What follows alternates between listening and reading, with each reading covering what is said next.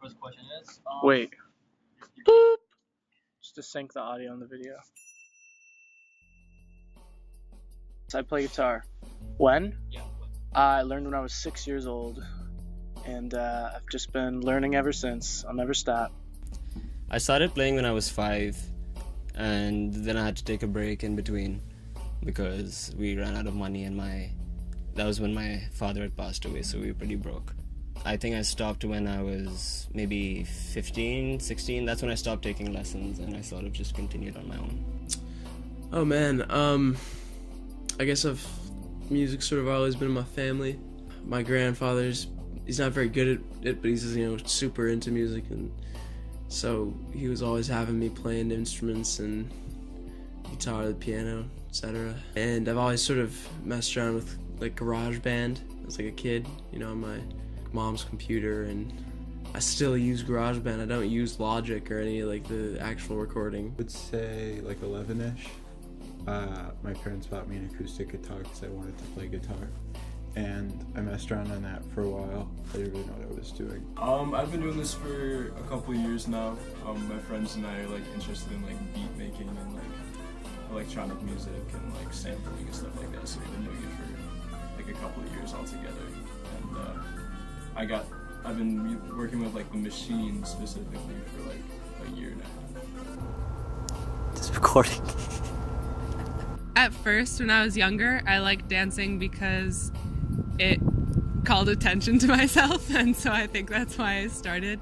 But then later on, I just got used to dancing because it was a way for me to not think about things that were happening in my life, and a way for my mind to just enter my body and not constantly be thinking about all the pressures of life. Yeah, I'm acting. Around like 4 years ago, probably since like my sophomore year in high school. 15 years old, yeah. And I'm 19, almost 20 now. I've been dancing on and off since I was like 3, but I didn't really start like performing or competing until like 5-ish years ago. That's a good question. I must have been, I don't know, 7 or 8.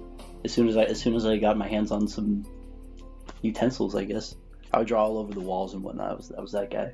I started doing art. I never took any formal classes. I mostly taught myself, like painting alone in my basement. I've been drawing forever, ever since I was like 3 years old.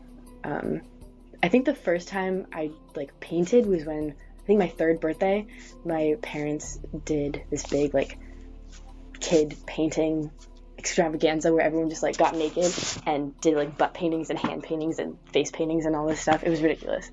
But yeah, that was my first introduction to like art in general. I mean, I guess in kindergarten in a way, but I started to actually have art classes my first year of high school. I've been drawing my whole life. I really started painting a lot, I would say like the summer before I turned 18. I started doing watercolors and kept a whole little book and gave them out to my friends. And I was doing a bunch of traveling, so I would give gifts to people I met. And then about the time I turned 18, I got really big into mural art and started painting a lot with acrylics. And so that's what this is, except it's acrylic on canvas. I always kind of drew. When I was little, I was really into doing stick figures, and then progressed to doodling, and then big pieces. And recently, it's been mostly doodles, but still enjoy it. I can say by the age of 8. That's as far as I can remember. First thing I remember drawing was Spider-Man. It's my favorite thing. It was stick figures, and back then it was the best. Best in class. When I showed it to my kindergarten teacher, she was like, "Man, you have skill," but it was just stick figures. I mean, I've been doing art since I was little. Like arts and crafts stuff. But I think I got really serious more in middle school when I discovered this artist named Alex Pardee, who he also had like depression and went through a lot of things to start his artistic process that I did. I started drawing last week. Last week? Yeah, I did. A little bit, yeah. Guitar relieves all anxiety that is within my life. It is like my only source of true freedom from just like day-to-day bullshit. For the most part, it feels great. Sometimes it annoys me because I'm sometimes unable to like play something that I want to, or I'm not enjoying it too much. But for the most part, it's definitely a stress, like a huge stress relief, and has been an anxiety killer for me for quite a while. It's a good cathartic experience where you can just focus on one thing and block out everything else. I can just sit in my room in the dark and make beats on GarageBand. Isolate myself. No, it's really relaxing though. It's really relaxing. For me personally, I would say that playing music, the more I work at it, the more it fortifies a sense of my own destiny and makes me feel like all the trauma that I've experienced in my life is entirely ignorable because, how do I put that? My life is given like a complete and fulfilling purpose through doing that. And the more I work at it, the more free I am from pain. It's very simple. It's definitely like a center.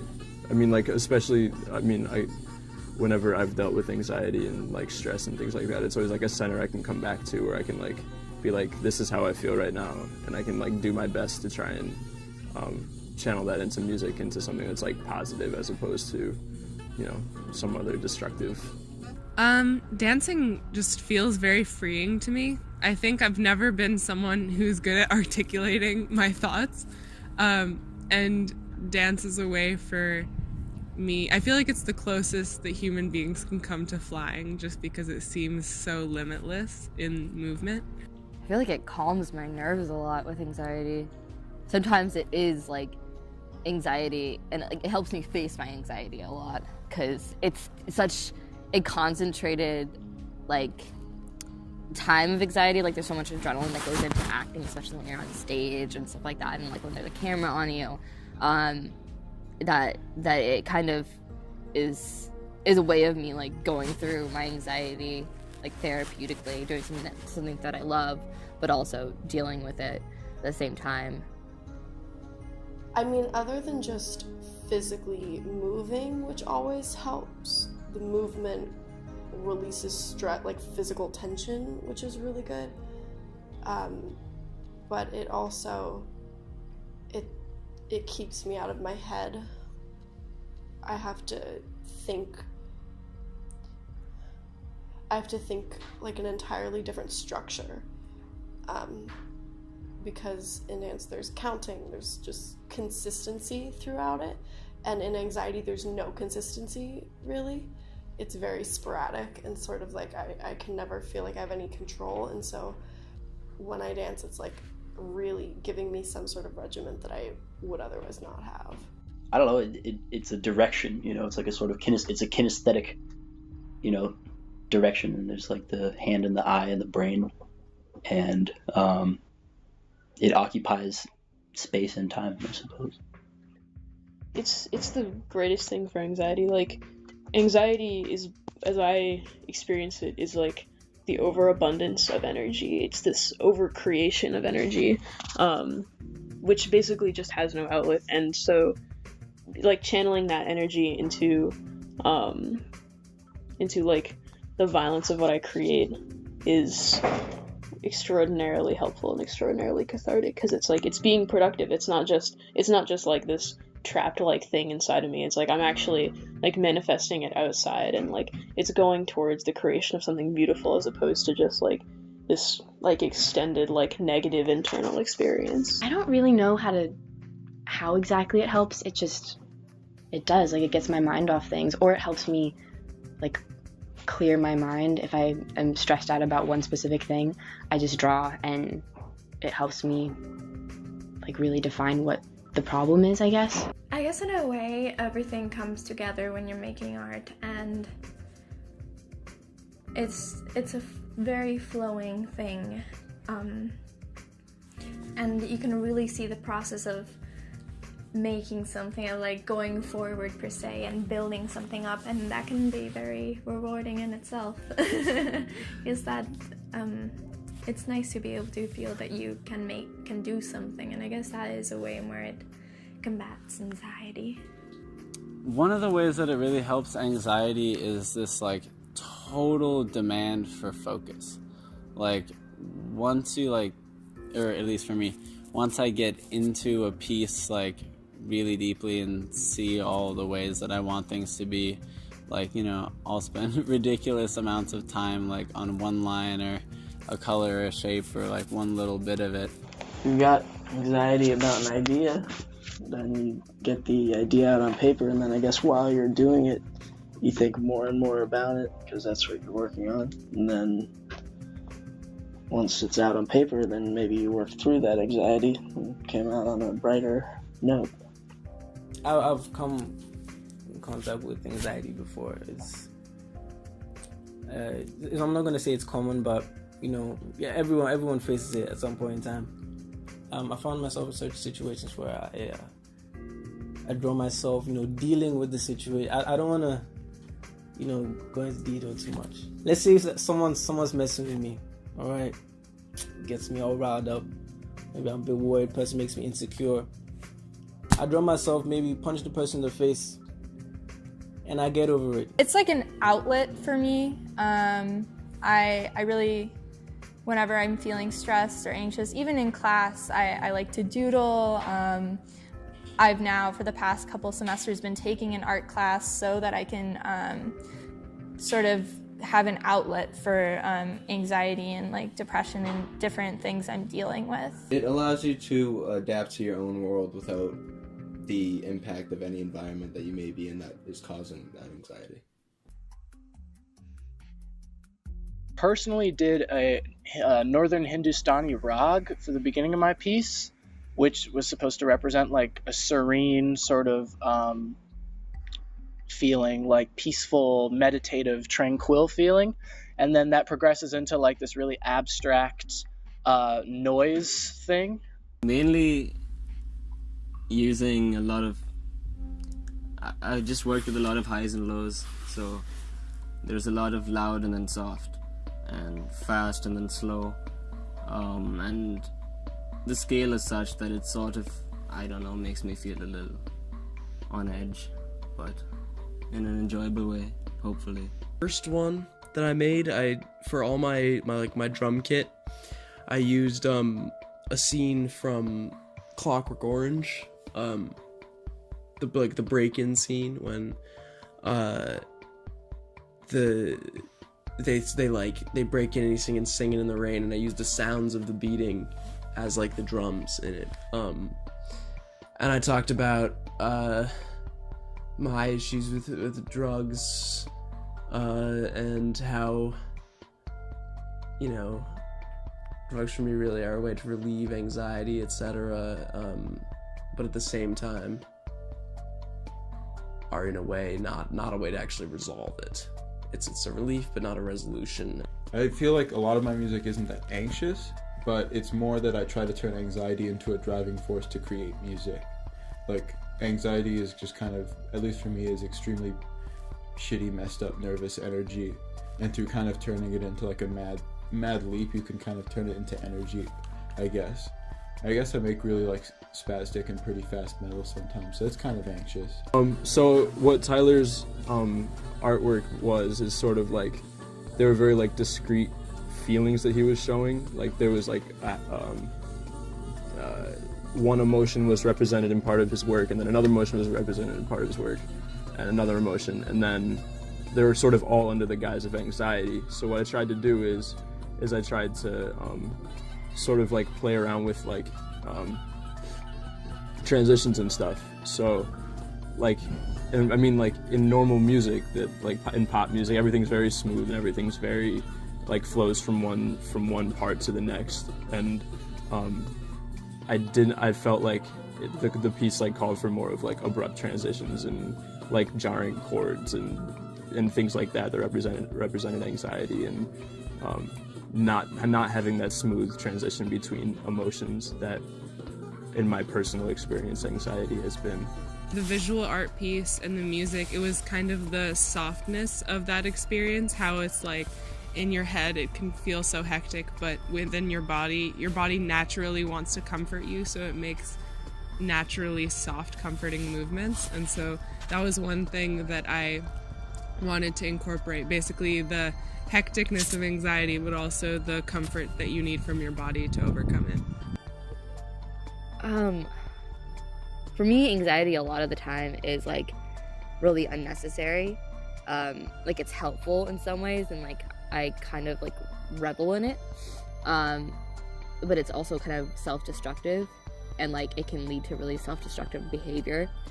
So that's why I had that message in there. And like the relationship, I think it's important to like recognize your relationship with different emotions. And anxiety is something that's so prevalent in a lot of people's lives, especially during these times. I don't really know that I have. I haven't really had, this is kind of the first opportunity I've had to try it and to see what it felt like to put some of that into it. And it was really interesting to think about, to distance myself and think about what I am when I'm anxious versus what I am when I'm dancing or just like in a neutral state. And so I felt like I learned a lot. I guess for this one specifically, but also for a lot of my other work, I do really fine detail, and I never draw happy faces. It's kind of a problem for me. But that's also another thing that I did here is not I don't nobody looks particularly at ease in the photograph, and then I don't know, using just like really fine detail for me, I guess for the same reason as I answered the last question, it's like it occupies time, which is, you know, a way that I personally deal with anxiety. I suppose just like with the energy of it all, with all of my paintings, and like especially like this one specifically too, it's like they have a lot of movement, they have a lot of energy, and it's like I like to think it's very intentionally like an organic, there's like an organicness to it, and there's a like freneticness to it. Definitely took Zubair's piece to heart. And I was thinking about how, and with the current political climate, how people are just so stressed out, so incredibly stressed out, and so anxious and so fearful for the future. And I thought his piece was really relevant because it was about a person. I took it as a woman who was just completely caged and terrified and didn't know what to do and just felt like she was put in boxes and boxes. It's pretty literal. Like, my interpretation is pretty literal, and I think it captures my feelings towards his piece. I got a really nice picture with a calm smile and very confident smile, but and the piece that I got was called Gentle Chaos. So I could work well with the picture, and I made a lot of chaotic or many different patterns and stuff. So for me at least, anxiety is when I feel that there's just too much to do and there's clusters all over that I can't control and too much to keep track of, and then I get anxious. Interesting. Right about the time that I was starting on the piece, and I've been thinking a lot about the poetry that Zubair presented along with the piece, and some beautiful like imagery to like go along with the anxiety, and started thinking about my own. And I was in a group meditation as part of a workshop, and I found myself going back to this beach I would frequent as a kid, and there was like one part of the beach where you would like walk a ways from near where my grandparents lived, and all these like jagged black rocks would like come in across the sand, and it reminded me of like the Badlands from The Lion King. It was like a whole other world, like a whole other realm once you got to those black rocks. Even though it wasn't that far away, it really seemed such as a kid. A big part of the writing I got for this was like social anxiety and like self-anxiety and that type of thing. So like I started with the face and kind of wanted to make the face a little scared and like hiding behind the potato chip bag. And then like I needed a background, and then I thought of this like idea of like what's behind her is her, and it's kind of like one color of blue, and then there's a more intense color of blue, which could be a social situation or something like that. But really, they're all red because they're all people. The colors are very important, I believe. Colors showing the sort of mood, sort of like a dark, eerie kind of mood, and with the persona in question, you can see a bit more color there, like emphasizing how they're the focus and there's a lot going on with them, and how the rest of the setting, surrounding them is sort of unresponsive to that person. If you look at it, I'm sure you get a better understanding of it. I do a horrible job of explaining things, but yeah. So a lot of my work has to deals with, I use the word, the written word, to then create an image based on the written word, or I write something that goes along with the image that I create. So I sort of like use both as an outlet to influence each other, and I like to make art out of like trash or like things that aren't very pretty, and kind of make like monstrous forms out of that, to sort of symbolize like what's going on inside me, but also that there can be beautiful monsters, and that there can be, art doesn't have to be perfect looking. It can be really messy, and it can be made out of trash. I've represented anxiety from showing like the process behind, or the emotions behind what anxiety can hold, and how that's portrayed in a calm, steady face. So the whole project was a really crazy experience because as someone who does dance and theater, I think a lot about how we can combine two different art forms to make a product, but I never think about translating from one art form to another. It was stressful in a fun way, so I just hope it turns out. I hope it did turn out all right, and that everyone enjoyed watching it. Steven Larby. Follow me on Instagram at Stevie Larby because I like followers. Yeah, major support to my boy Zubev in this project. And I can't say that. No, you're fine. I lost the game. Guys. So, thank you for watching.